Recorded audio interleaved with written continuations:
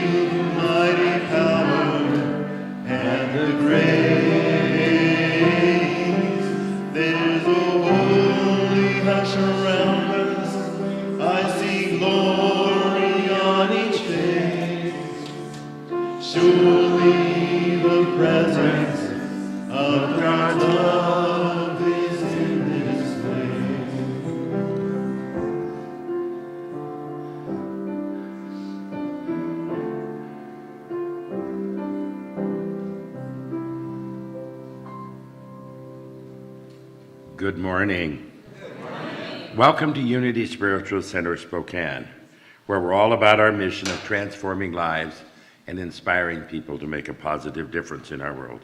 My name is Jeff Hunter, and I will be your platform assistant this morning. And if everyone could please take a moment to silence your cell phones, it would really be appreciated. As always, we want to begin our time together by sharing our opening affirmation. I will say it once, and then I'll ask you to repeat it with me. There is only one presence and one power active in my life and in the universe, God the Good. Together, there is only one presence and one power active in my life and in the universe, God the Good. This is Unity's foundation principle. One presence, one power, one life living through and as each one of us. This morning, we will be hearing from our transformational speaker, the other Jeff Tawney, and his talk, Objects in the Mirror Are Closer Than They Appear. Amy Felt will be leading us in today's meditation, and we are also being blessed by the musical talents of Scott Jameson. Thank you so much for sharing your music. Thank you, Amy. Thank you, Jeff. And with that, let's hear a little more from Scott. All right, so we haven't done this for a little while, so let's hear you guys break into this. This is God You Are.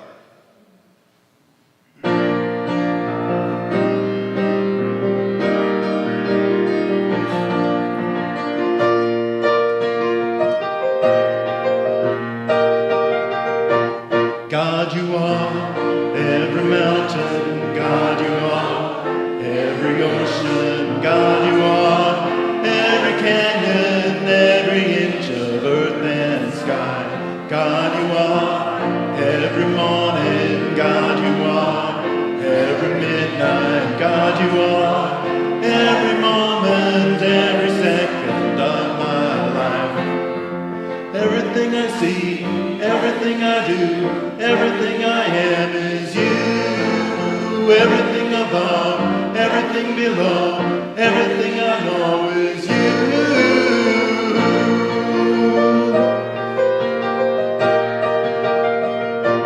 God, you are every sunrise. God, you are every new glow. God, you are every starshine, every inch of earth and sky. God, you are every springtime. God, you are every snowfall. God, you are every season, every second of my life.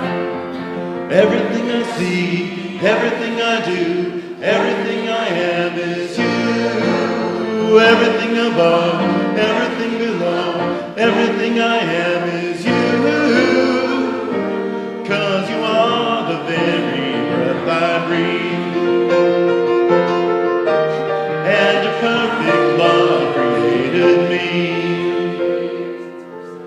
Everything I see, everything I do, everything I am is you.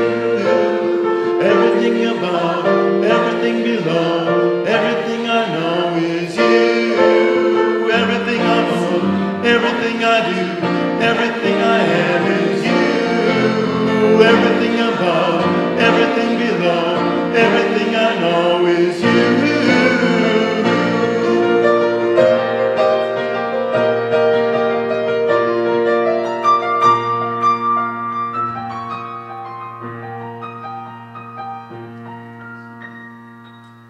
All right, you guys sound great.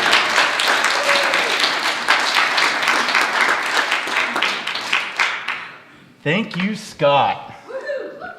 This guy is such a blessing. I was sharing with him my talk, and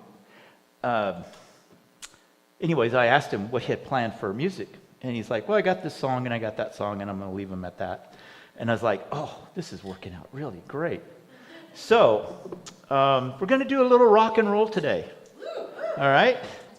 So, we all know this term, objects in the mirror appear closer than they are, right? If we drive, we see them every day, right? Every time we're in the wheel, right? What we're going to talk about is what they are, what they really are, what problems do they present, and what can we do about them? So, basically, how we live our lives with the objects in the mirror being closer than they are. So this message is going to be interactive. So I need you guys, as any rock concert or anything you go to a performance, you need the energy of the audience, right? We need you guys involved. So this is going to be interactive. So I'm going to need you to participate. First, before we get into the interactive part, let me talk a little bit about what the objects in the mirror are. Now, if you go to there we go. So if you go to the definition, if you look at the definition of this, it's defined as objects in the mirror closer than they appear is a safety warning that is required to be engraved on passenger side mirrors of motor vehicles in many states of the United States. It is present because while these mirrors' convexity gives them a useful field of view, it also makes objects appear smaller. Since smaller appearing objects seem farther away than they actually are, a driver might maneuver, such as a lane change, assuming an adjacent vehicle is a safe distance behind, when in fact it is quite closer. The warning serves as a reminder to the driver of potential problems. So let's define what an object is. If we look at what an object is, it says by definition, anything that is visible, tangible, and is relatively stable in form. It can be a person, a thing, or matter to which thought or action is directed. Now, I would say that if any kind of action, any kind of inaction is also an action, right? Because you're choosing not to do something versus choosing to do something. So there can be situations from our past, there can be scars of bad relationships, of bad experiences, bad environments. And we are reminded of that when those triggers appear, and all of a sudden those objects are closer than what they actually are. So objects are not bad things. We just need to be aware that they're there. So before we go any further, we're going to learn a little song. Any Meatloaf fans in here? Huh? All right. I see some Meatloaf fans. Everybody remembers Meatloaf. Passed away recently. But he had a famous song back in 1994. And actually, it was a little bit of a play on words because I'm sure that this wording was a little bit better for the song. But his song was called "Objects in the Rearview Mirror May Appear Closer Than They Are." Scott. We are going to learn this, okay? So we're going to go through this a few times and we're going to sing it. I want you guys to sing with me, okay? Because as I said, this is interactive. I need you guys. All right. Okay, Here we go. So I'm going to give you guys a little intro each time we come in. So here it is.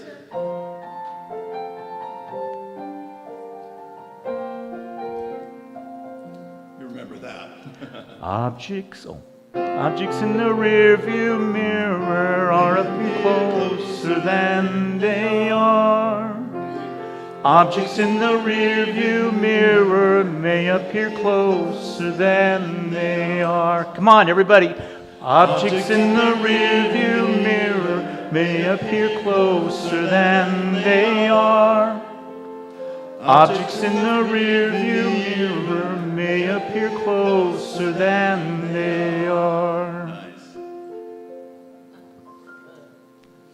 You're going to be singing that through this message. Okay, so I said in my summary that there's a Bible reference to this. And it's funny because when I sent there is, believe me, there is.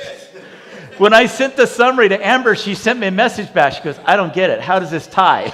How does objects in the rearview mirror tie with this particular scripture? I'm going to make that transition for you. So, Mark, there's 3 different versions of this parable that Jesus talked about. But he says, no one sews a patch of unshrunk cloth on an old garment. Otherwise, the new piece will pull away from the old, making the tear worse. Otherwise, and no one pours new wine into old wineskins. Otherwise, the wine will burst the skins, and both the wine and the wineskins will be ruined. No, they pour new wine into new wineskins. Now, how does this tie? I know, you're waiting for it, right? I got it. When we have objects in our things from our past that are appearing in our present vision, that's the old wineskin. So when something new comes into our awareness, how do we take that new thing and put it into an old wineskin? Right? Yeah, are you with me? All right. The context is Jesus has been doing many things that are not considered normal or within the traditions of the old. He's healing people on the Sabbath. He's telling people that their sins are forgiven. He's talking about this kingdom and how it's at hand. Metaphysically, wine symbolizes the vitality that forms a connecting link between soul and body. It's the juice. This juice, or wine of life, or vitality, must be present in large quantities before the blending of thoughts, of soul, and body. So if we want to live a life in our higher self, we need to be able to accept the flow of new wine. For some of us, okay, I'm speaking for myself, and maybe Jeff Hunter. For some of us, we're old wineskins.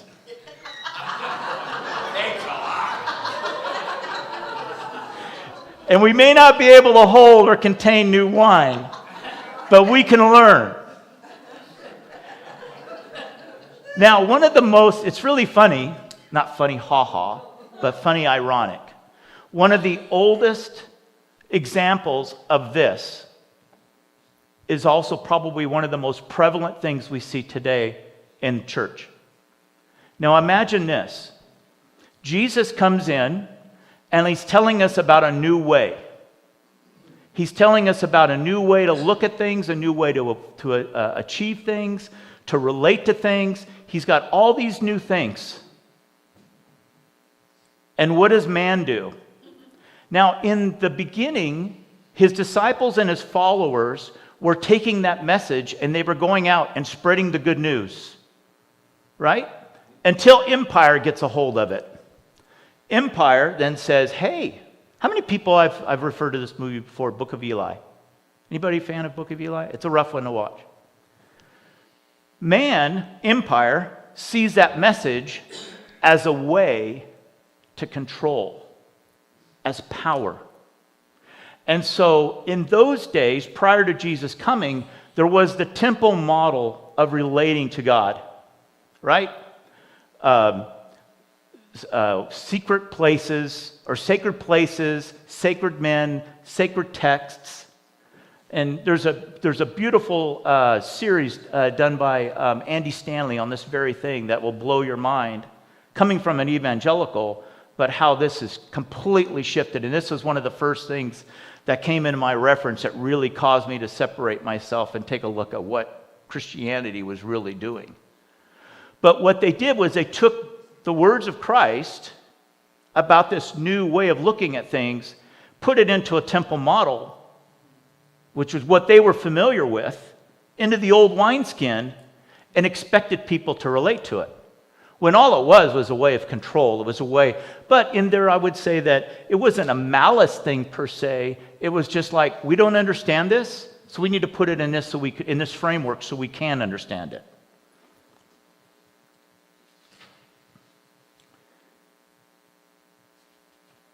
Jesus came to show us a new way. The early followers took his message and it became a movement. The rearview mirror has been a hindrance in my life and in my growth, in love, in work, in my spiritual journey. It's affected me in my, and I say love, I talk about my companionship and having relationships that were toxic or being betrayed or old ways of innocence. And maybe for some of you, there was verbal abuse, there's been physical abuse. That is why it's necessary for us to heal and forgive and to move forward and give ourselves time before we actually jump into something again. So that the new isn't seen and experienced, or the new is experienced and seen through fresh eyes, open heart, and a longing. Otherwise, we just take and jump into something old and we end up being in a rebound. And rebound relationships never work out. So with that, Scott, here we go.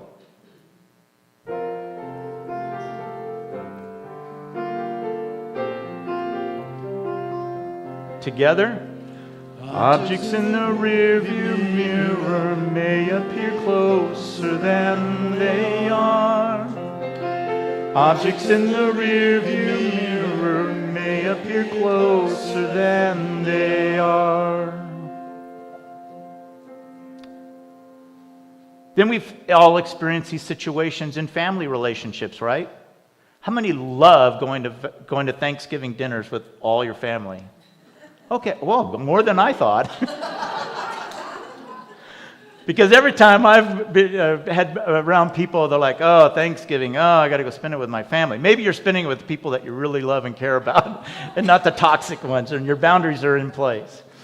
But we all have those situations where we're going to be around extended family, and there's hurts and wounds and things that we haven't healed. And it's like, oh, it's the last thing I want to do. But I'm forced into that situation because it's Thanksgiving and everybody says I have to. Or maybe it's a birthday party, or maybe it's a reunion, or maybe it's a child's wedding. Those are all things that bring up all of those past hurts and those toxic things that come into our lives that create those objects in the rearview mirror. Let's sing it. Objects in the rearview mirror may appear closer than they are. Objects in the rearview mirror may appear closer than they are. Or maybe it's a work situation. You've been working in a place, new management comes into town, or you're bought out by another company and you've got new management, and all the stuff of your old management is now you're looking at the new with the images or the experiences of the old. And maybe that's a good thing. Maybe those experiences were good. And all of a sudden somebody new's coming in and you're not really ready for that newness. Or maybe there was a toxic manager that created a lot of turmoil in the work environment. And now somebody new comes into the environment and you're like, yeah, I'm not going to give him a chance. We already know what happens. I've been there. I've worked for corporate America, and I know it's like, yeah, you can tell me, corporate America, your version of corporate America, but usually it works out the same. That's what I'm projecting. But, again, it's on us because that's an object in the rearview mirror that is presenting itself in this situation. You can do it again. Objects in the rearview mirror may appear closer than they are. Objects in the rearview mirror may appear closer than they are. All these things can cause us to be jaded, tainted by the way that we see things. Something new should cause us to press into and to see what it is. Just like if you go to the mall and you see like a store that used to be there is all boarded up. Now we walk by and we're like, oh, gee, I used to buy this there or whatever. But we also, the curiosity of that causes us to press in. Right? What's going on? What are they building? What's coming in here now? Right? The curiosity.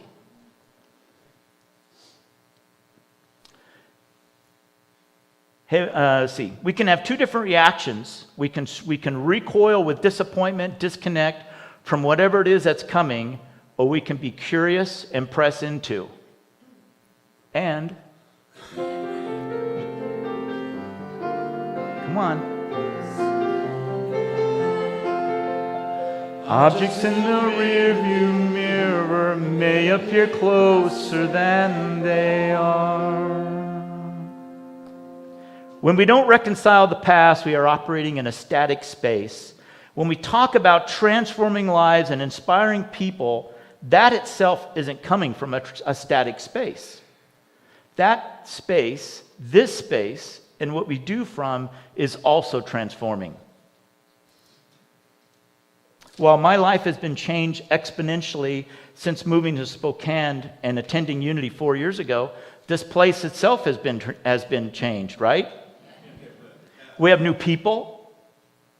We have new energy. We have new baseboards.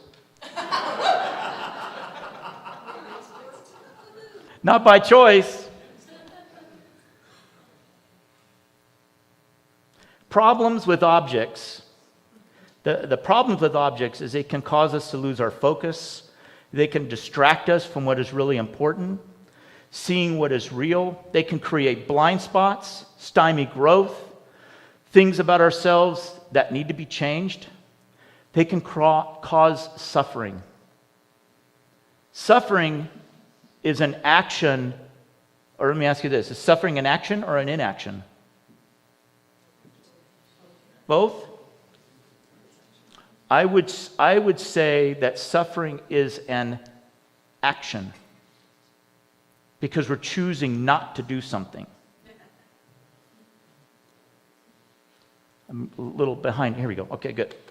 So there are many things that keep our focus in the rearview mirror that keep us stuck. These are just some of them that I recognize in my life. Pride, denial, indecision, purpose, blame, fear, grief, doubt, honesty, imagination, forgiveness, death, courage, failure, ungratefulness, guilt, self-esteem, discipline, acceptance, perseverance, judgment, and nostalgia. Yes, nostalgia. So what can we do about them, and how do we change our perspective? First, I heard was telling a friend of mine about this talk I was giving, and he's like, oh, I got a great quote for you. And I thought it was really relevant. People don't resist change, they resist being changed. right? We don't want to be changed, so we're resistant to that. And there was a whole part of this talk as it was evolving where I came up with all these words we've named change, transform, update, modify, right? There's all these things but they all mean the same thing. There's probably 20 words and they all mean the same thing, change. Richard Rohr said recently, two universal paths of transformation have been available to every human being God has created: great love and great suffering. To resist change is to live a life of fear. To embrace change is to live a love-based life.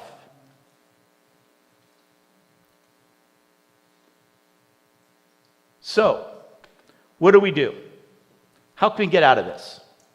First thing is identify what the objects are. We recognize, I'm just going to say here, we recognize that love is a quality of God. Suffering is not a quality of God.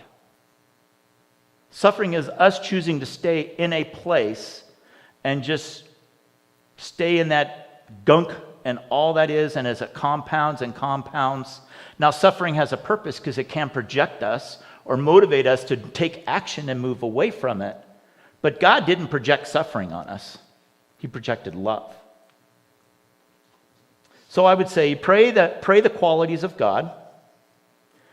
Identify the objects, pray the qualities of God. Keep your vision forward. If you're driving, you don't drive you may look at the mirror, but you're driving looking forward, right? You're looking for what's ahead of you.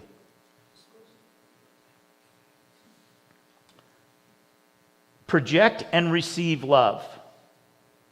And I would say that sometimes in relationships, sometimes we have to project trust. We have to project something that we feel might be lacking in the relationship, but we call that other person to that quality by projecting that quality on them.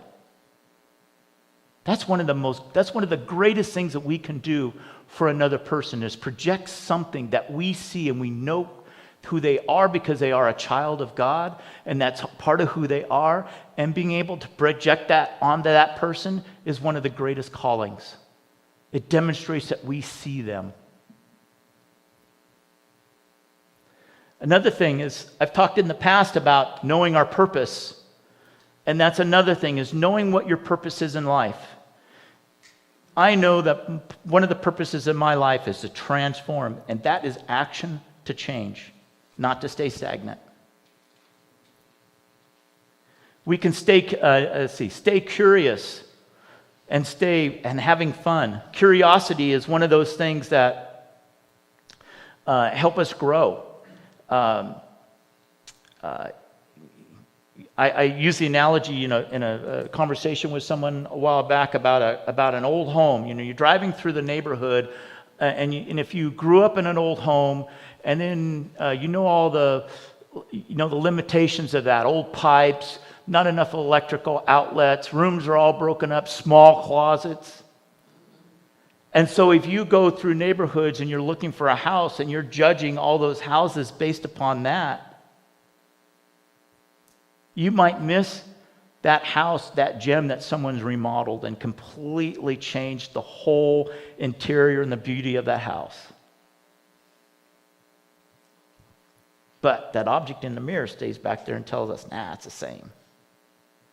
Another thing is boundaries. Creating and keeping boundaries will keep harmful, hurtful, and unsafe things in their place. Focus on the positive. Most of us, when looking at our past, will look at the positive or negative. The positive gives us hope, and we will happily move into that again. The negative gives us fear. It can slow us down, keep us stuck, or cause paralysis. Ask yourself, what was a positive thing that I learned in that relationship? What was a positive thing that I learned in that experience? Full disclosure, this past week, I was really struggling with this because all the old talk that I used to tell myself was coming back. And I had to reach out. I reached out to my son. And because he's a psychologist, I was like, I need psychiatric help for this one. And I was evaluating a couple of situations. And in my evaluation of the situation, I was asking myself, what did I learn? But the old self-talk that was coming back to him, I move over here to the old self. The old self-talk was coming, you're just making excuses. You need to man up. You need to keep moving forward. But there was a part of me that's like, no, I'm not making excuses. I'm trying to understand the mistakes that I made so I don't make them moving forward into the next situation. Amen. Right? Thank you. But we get that self-talk, and it can have a devastating effect on us. So one of the things that I have found, this goes with the vision, is finding a spotter, right? Finding somebody. I know that a lot of people have had trailers. You back those trailers up. How hard is it to back up a trailer using the mirrors? Difficult, right? You need somebody back there that's like, come on, I got you, don't worry, I got you, keep coming, a little bit this way, a little bit that way. You have those spotters in your life. So you share what is going on with trusted friends. And I use that word trusted because there are some people that are not safe to share with. There are some people that you share a situation.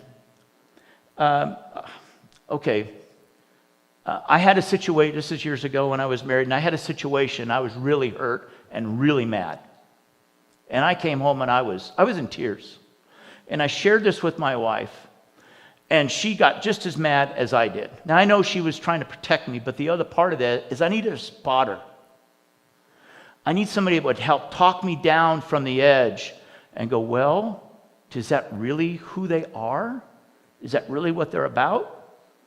And I realized that talking about things that were going on was not safe to do with her because she would not give me the counter. She would not challenge me, or she would not be that person that would say, well, is that really what you see? Or is that really what's going on? Or is that really their best self? So you need to have those people, those spotters in your life that have the ability to know what's really going on and keep the perspective.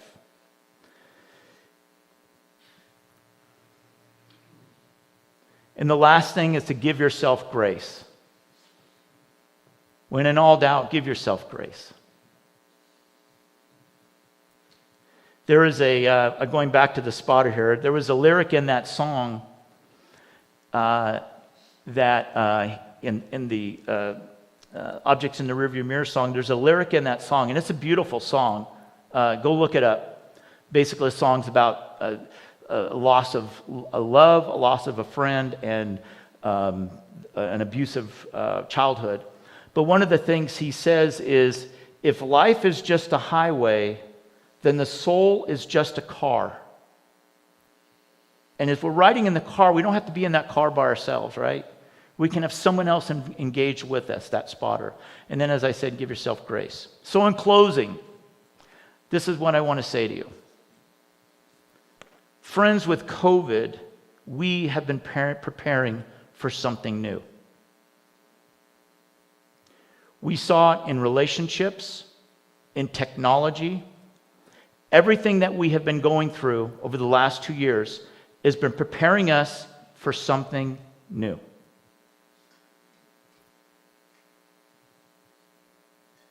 The next object, the next minister,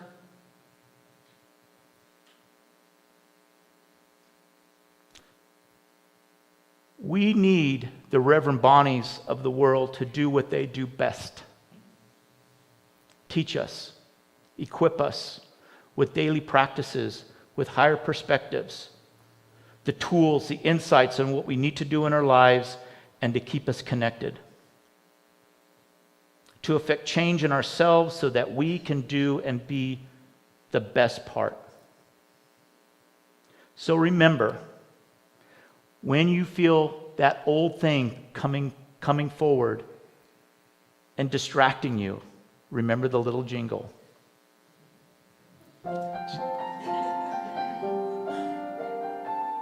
Do it one more time. Objects in the rearview mirror may appear closer than they are.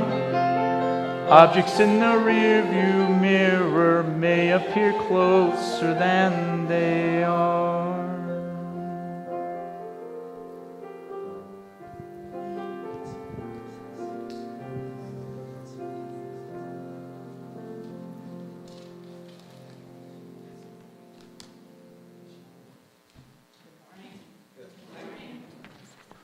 Can you hear me? Is it on? All right.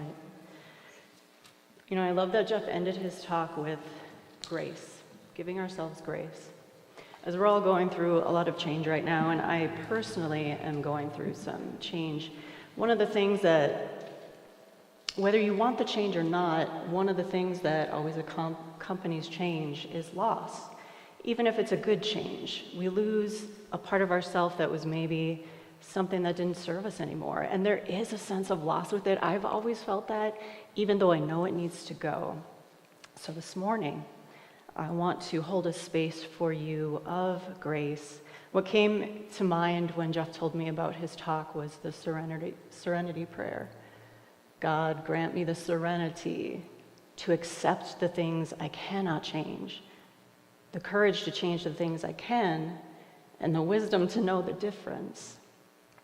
And so this morning I'm going to offer you a space of surrender. As we're going through change, and we all are right now, it's a tender place. And I know I have needed that, just a space of surrender to the change that there's nothing I can do anything about. So this morning, as you close your eyes and take a deep breath, I'm going to offer you a mantra. The mantra is Om Namo Narayani. And this mantra means, I'm going to get the exact words. I give everything to the one in whom all things dwell and who dwells in all things.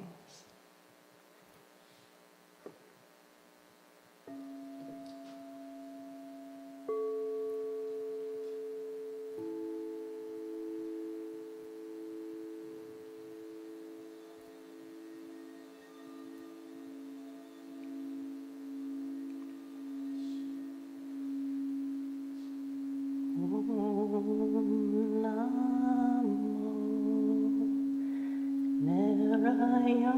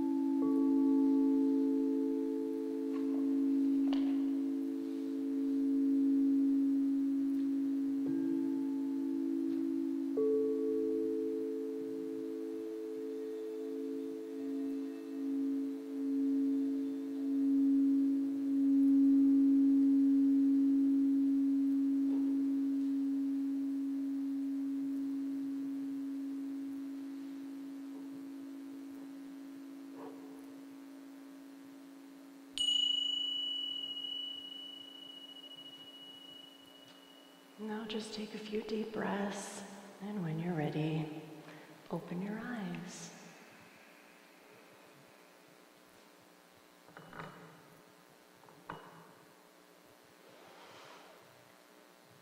Thank you. Namaste.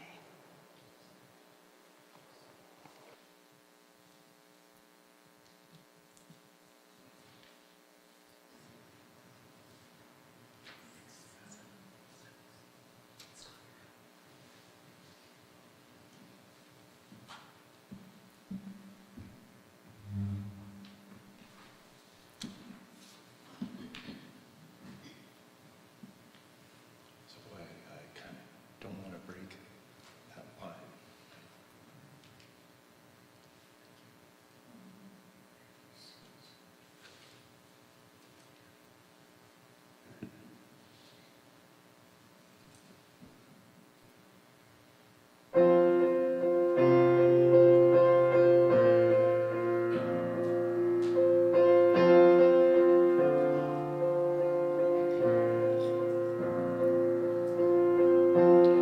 When the road gets dark and you can hardly see, just let my love throw a spark and have a little faith in me.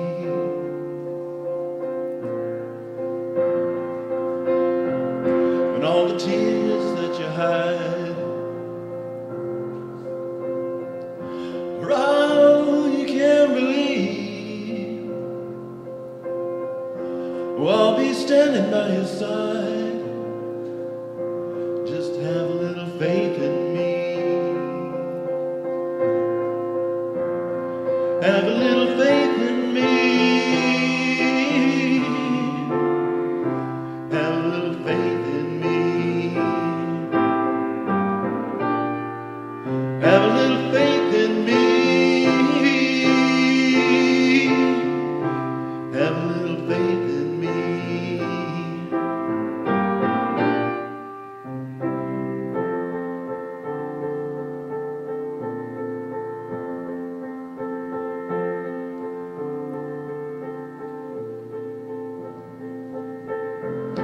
When your back's against the wall, just turn around and you'll see I'll be there to catch a fall. So have a little faith in me. Have a little faith in me. Have a little faith in me. Have a little faith in me. Have a little faith in me.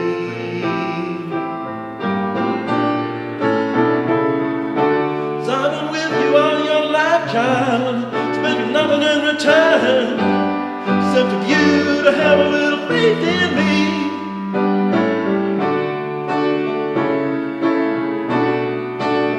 Have a little faith in me. Have a little faith in me. Have a little faith in me. Have a little faith in me. Have a little faith in me.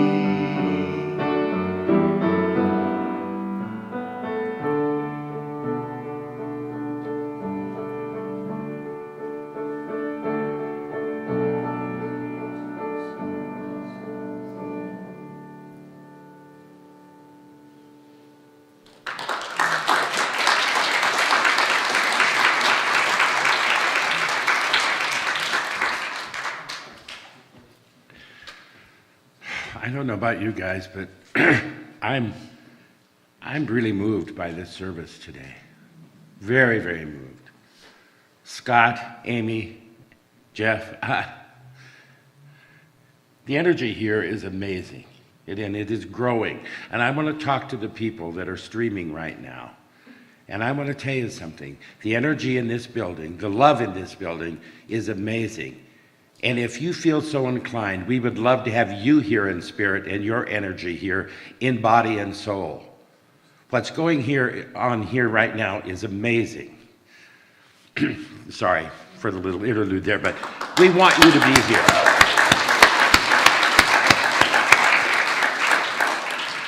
Okay, I'm through with that right now. I'm still moved. I'm telling you, it was a beautiful. You three are angels in my book. Unity stands for peace in the presence of conflict, for love in the presence of hatred, for forgiveness in the presence of injury. Unity honors the many names for God, the many paths to God, for we know that there is only one power, one presence, and one life. We say that every week, but it's true. It truly is true. So whoever you are, wherever you are on your spiritual journey of transformation, you are all welcome here. Is there anyone here for the first time today? And if you feel comfortable raising your hand, we would love to say hello and offer you a free drink from our barista stand. Is there anyone here for the first time? Welcome. Thank you for being here. For those of you who are here, as well as those joining us online who are new, we encourage you to sign up for our e-newsletter to learn more about our upcoming transformational speakers, workshops, and events. You can sign up for our email newsletter by scanning the QR code you see on the screen and around the center or on our website at unityspokane.org. We would also like to connect with you on social media, all of them, Facebook, Instagram, YouTube. Just search Unity Spiritual Center Spokane to find us. And thank you for joining us today. Now let's take a moment, and I mean a moment. I'm going to be tough on you today, so get up and do it quickly. We have lots of going on today. We have choir this afternoon. Now, let's take a moment to acknowledge and bless one another with whatever you want to do, okay? You got a minute.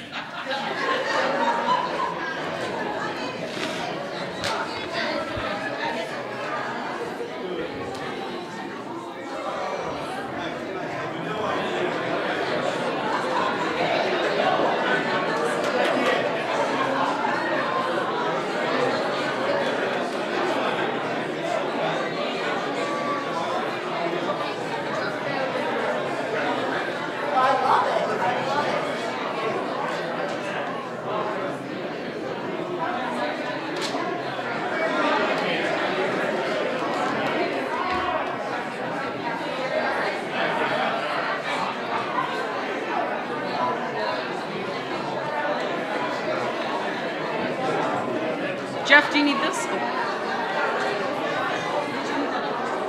Oh. Okay, just making sure.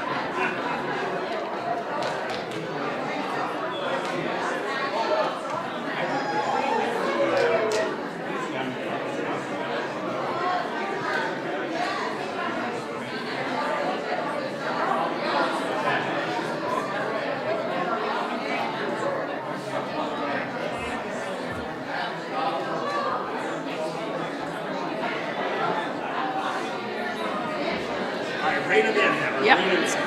Okay, let's bring it back to your seats, people. Wrap it up. Got a couple announcements to share.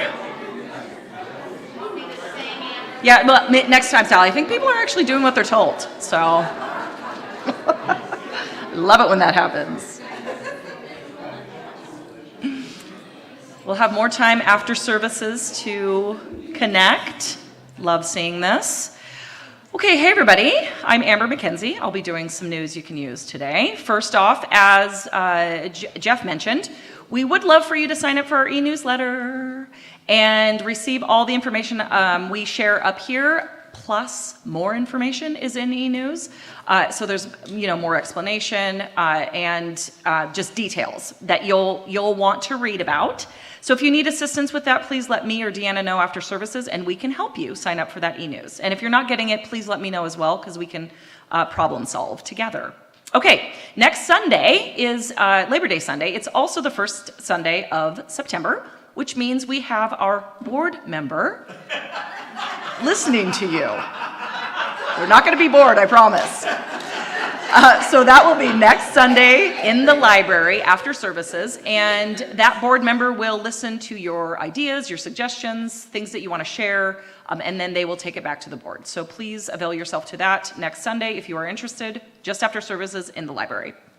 We also have something exciting coming up today after services. That is a choir practice, and that will be at 11:30 right here in the sanctuary with Jan Kraft. She will be leading that as part of her music director candidacy. So anyone who's interested in the choir, singing, whatever it may be, please join us after services and make sure you have your vaccination card with you, and that will happen then. Okay. We have the Power is Within You workshop. It's actually happening this week is the first Tuesday. It will be Tuesday evenings in the chapel for 5 weeks, and it's from 6:30 to 8 p.m. with Catherine Dietz. Oh, September 6th. Isn't that, is that, geez, I keep thinking this week is, okay, sorry, not this Tuesday, the next Tuesday. Thank you, Candy. So if you are interested in signing up, please do that before September 6th. And you can do that with me or Deanna, but you can also do it through e-news. But if you do need assistance with that, please let us know and we can help you. Okay, and then following that Tuesday, so Thursday, September 8th, is when Reverend David McClure will be starting his book study, which is called Think and Grow Rich. Not Think and Grow Rich, it's Think and Grow Rich by Pam Grout. So that will be on Thursday, starting September 8th from 10 to 11, right here at the center in the chapel. It is by love offering. You can sign up online. Again, if you need help with that, please let me or Deanna know and we can assist you. Okay, and now we have Diane, I believe Diane Hunter is coming up to share a little update on our event last night. Come on up, Diane.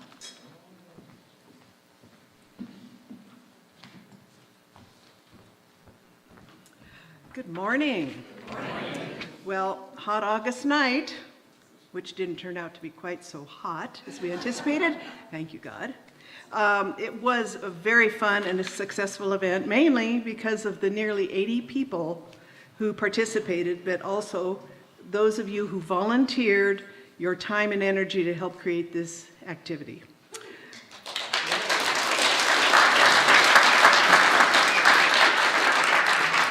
Thank yous also need to be given to Shalom Parker and her Connections team and the Compassion in Action team, who spearheaded the coordination of all the components necessary to pull this event off. And not only were the burgers and the dogs delicious, thank you Doug Ladwig, Greg and Jenny Stiles, and Hank Breckling for your barbecuing skills, but the activity helped all of us get to know each other. Thank you Joan and Michelle Breckling. And the music put a smile on everyone's face and a little jive in our step. Thank you, Al Coningsville. And I also relied on Diane and Alan Basson for their food purchasing skills. So thanks to them and to all of the others who were in the background to make this event such a success. Another goal that we had for this event, in addition to all the fun and frivolity, was to raise donations for Family Promises Infant House. We had a few donations last night in the way of diapers and baby wipes and some cash.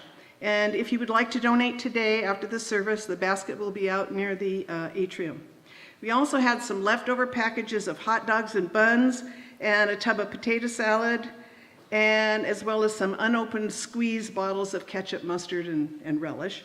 And those are on the table in the community hall there. So if any of you would like to make a love offering donation, you can take those home today. And we hope to see all of you next year at Hot August Night, the sequel.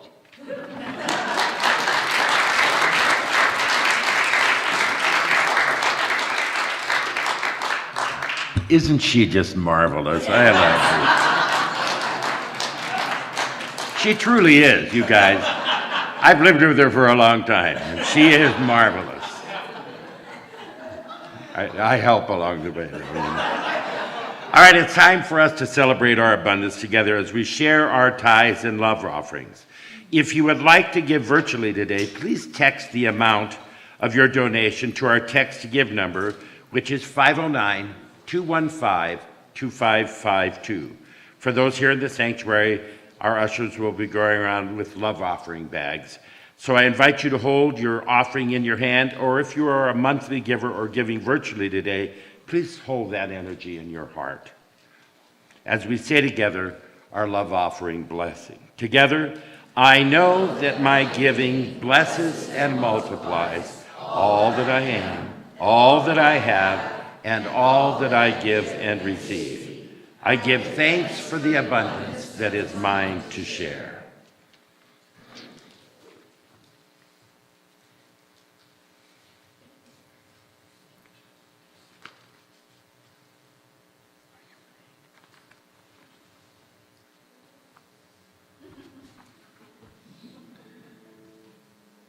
Just hum a little song in your...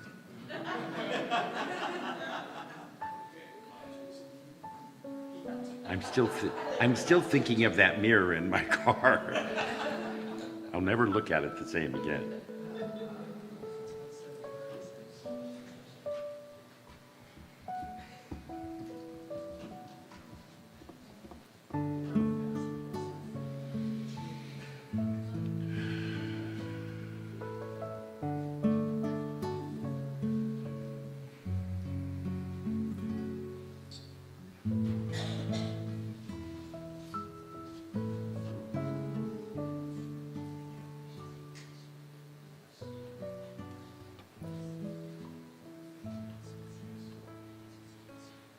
Thank you, Alan. Abundant provider, we thank you for these gifts and for those who have given them as we send them forward in continued service to our mission of transforming lives and inspiring people to make a positive difference in our world. Thank you, God, and so it is. Amen.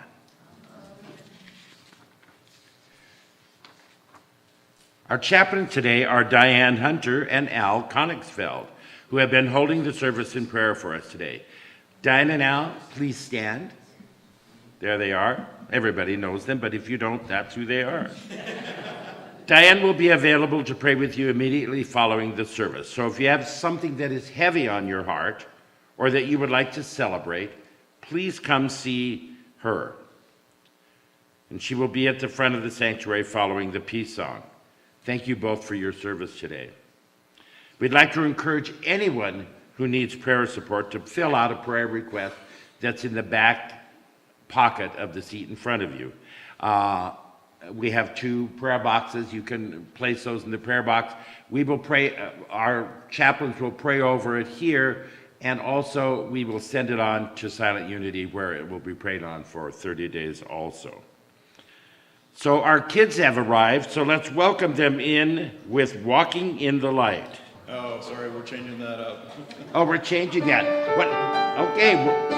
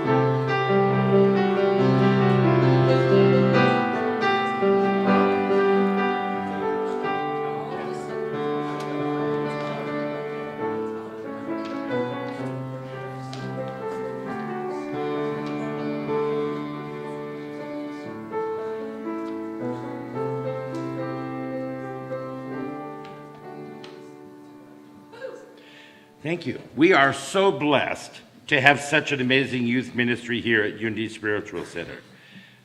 Let's take a moment now to bless all of these young people, and especially those in service to our youth ministry, with our children's blessing. Together, be the love you are, sing the song you hear, share your joy of life with people far and near. And for ourselves, be the love we are, sing the song we hear, share our joy of life with people far and near. Okay, find your flock.